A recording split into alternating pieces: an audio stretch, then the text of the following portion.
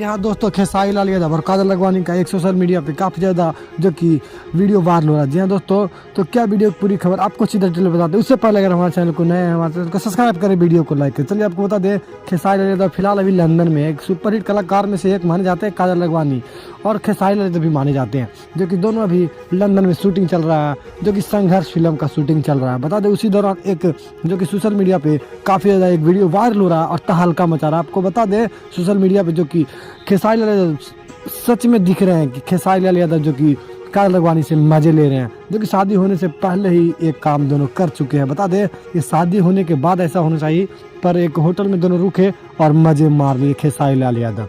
तो यह वीडियो पूरा जो कि सोशल मीडिया पे तहलका मचा रहा है।